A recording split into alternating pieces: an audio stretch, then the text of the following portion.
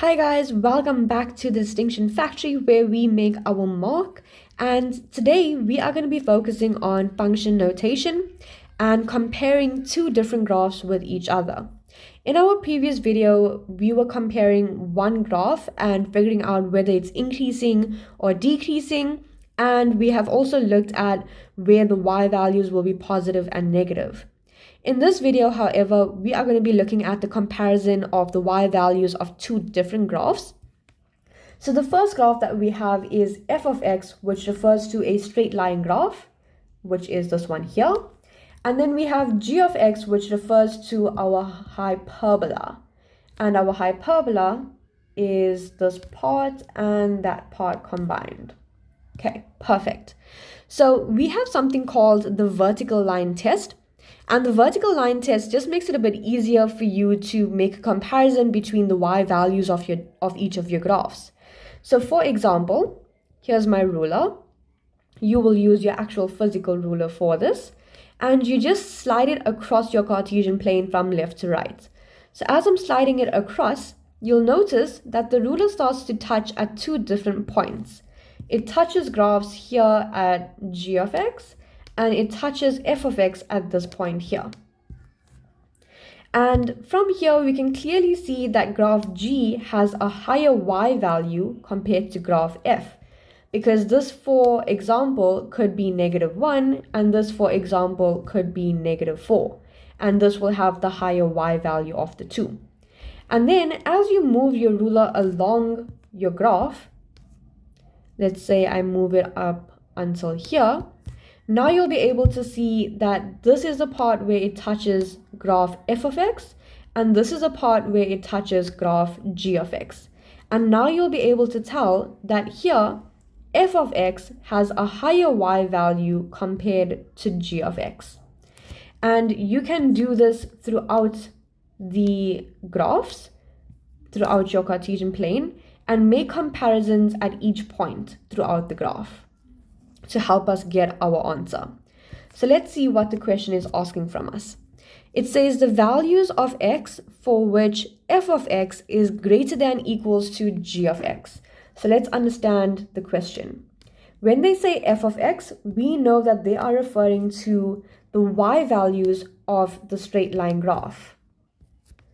And then it says greater than equal to g of x, and g of x refers to the y values of our hyperbola.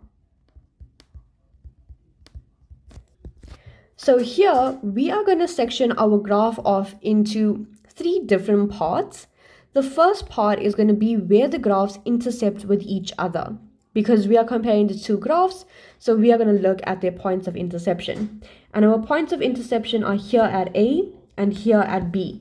So if we are going to draw a line, it will come down through A. Whoops, let's draw that going through A this time. There we go. And here by B as well. And then because this is a hyperbola, we also have a little switch up in our comparison because it has a vertical asymptote. So we'll also section it off by the vertical asymptote. So we have this part of our graph to look at. We have this middle part, the other middle part, and everything beyond our last line to look at. Now we have four different sections of our graph that we need to do our comparisons for.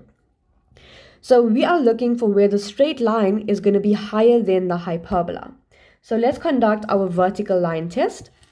We're going to start going from left to right, and we'll make our first stop here. And here we can see that the values of G are greater than the values of F. So that does not answer our question because we want F to be greater than G. So let's go on with our Y values. With our vertical line test. We know that the first section does not answer our question. So let's go past our first line that we drew in between that and the second line. All right, if I put my ruler there, I will be able to see that I've got my straight line y values now being higher than my hyperbola y values. So this does actually answer my question. So let me put a tick around that part. And now we can go on to our next bit. We have compared this part here, which does not answer our question. Let's put a cross here. We have compared our second block, which does answer our question, so I put a tick for that. Now we can go into our third block, which is between our y-axis and b's value.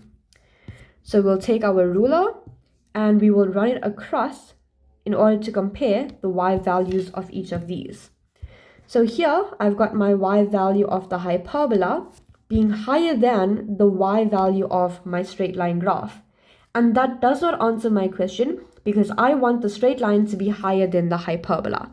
So for this, I will put an X to show that it does not answer my question. And now we can go on to our last bit, which is from the line beyond B all the way up until positive infinity. So again, I'll take my ruler and I'll make it so that it touches at two different points. So now I have my y values of my straight line being higher than the y values of my hyperbola. And that is what I wanted. So for this part, I will put a tick. All right, perfect.